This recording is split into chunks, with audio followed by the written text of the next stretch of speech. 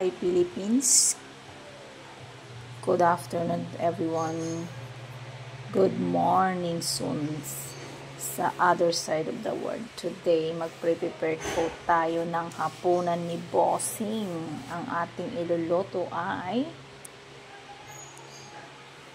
fried buttered chicken at saka may gulay tayo dyan with fries. So, iniinit na natin po yung kawali. Ayan po, ay yung mantika. Ayan po yung mantika. Iniinit ko na po. So, hindi natin po pwedeng ipainit po yung kawali unless na hindi pa po siya mainit to. Kasi po, ayaw ni boss na kakain ng malamig. So, ang uunahin natin guys ay ilalaga muna natin to sa mailalaga muna natin ng konti lang po kasi bali ito po ay iluluto ko sa butter, tapos lagyan ko po siya ng bacon na konti para may lasa siya, kasi hindi niya po kakainin po yung gulay ni Bossing pag wala siyang nakalagay na meat.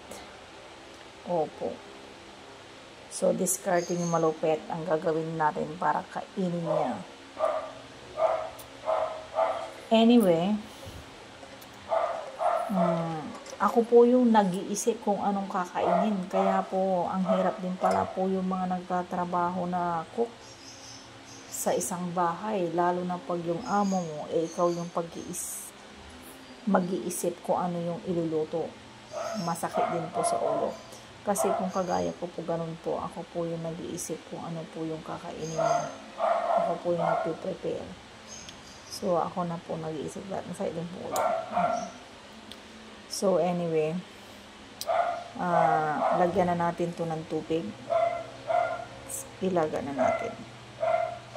Ayan guys, pinafry ko yung bacon. Hindi po ako naglalagay ng mantika. Inahayaan ko na lang siya magmamantika mag-isa. So, habang nakasalang po yan, nakasalang din po yung beans sa kabila. Together with oil para dun sa fries.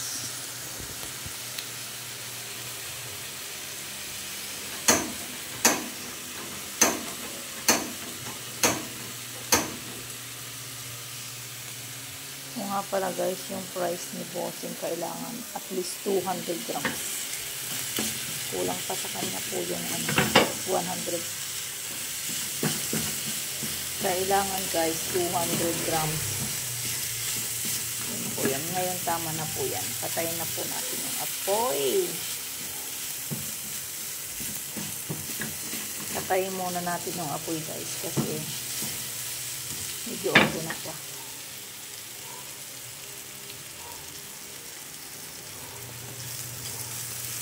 Para kailangan isa-serve po yan na sabay-sabay na mainit.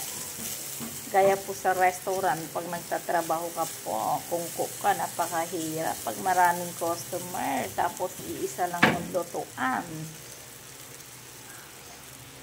Sumakit po ang ulo ng cook pag ganon. So guys, patayin na natin ito yung apoy. Ito, hindi pa siya pwede. Ayun yung fries. At least 200 grams kay Bossing. Ito, miranirate ko na siya sa asin, paprika at saka paminta.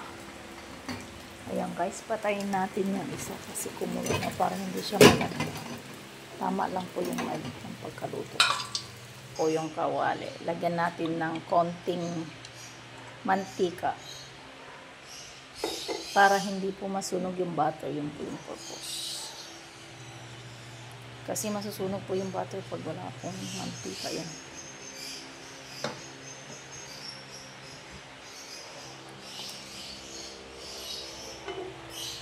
Hindi pwedeng ganun na walang mantika. Ayan na guys. Ang gagawin natin, split. Split is split.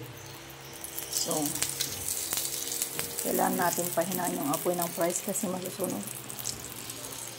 Ayan na guys. Ilalagay na natin yung ating manok. Low fire ko lang siya kasi nga masusunog. Shit.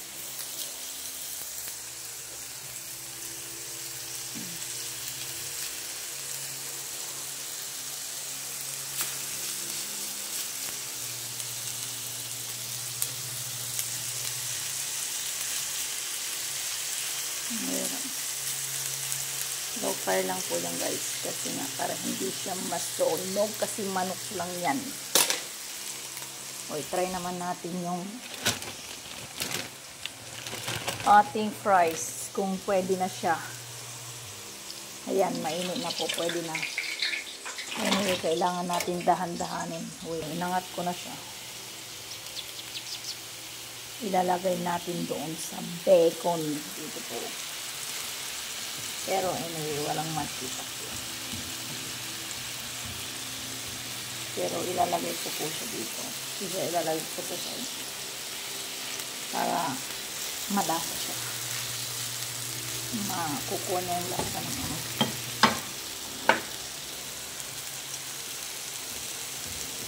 Tapos, ready to serve. Yun na po.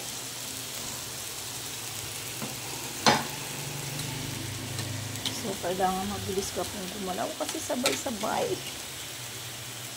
Ayaw ka ni Big Boss. Ayaw nyo nang hindi mainit. So, kailangan sabay-sabay mo yan. Discarding malupit kung paano sabay-sabay na maluluto yan na isa-serve.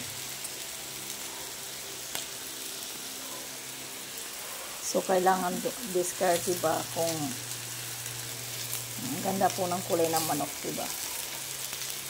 Hindi siya nasusunog.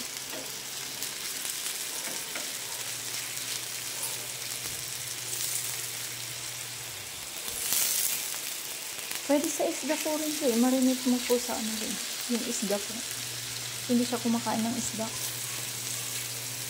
Kung halimbawa po guys, magpiprito kayo ng isda, i-marinate mo po sa ano, turmeric.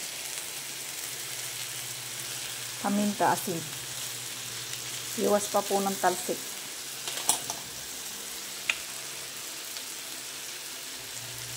Ay, ang sarap niyan pagluto kasi healthy na po yan.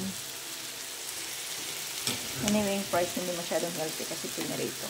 Ha!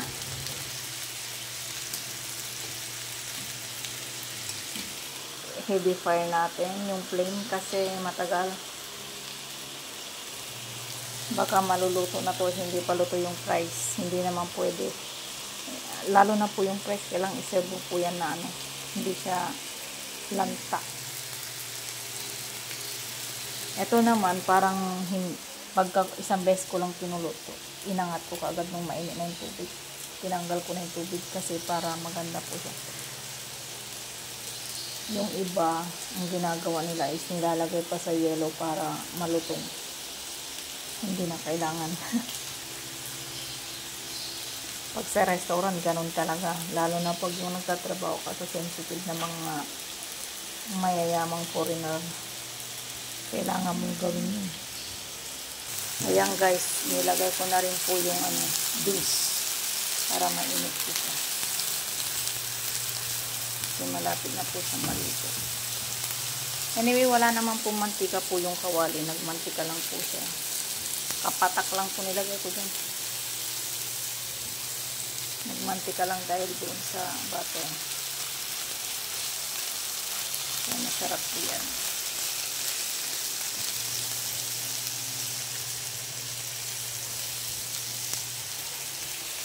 So, hindi po pwedeng walang gulay.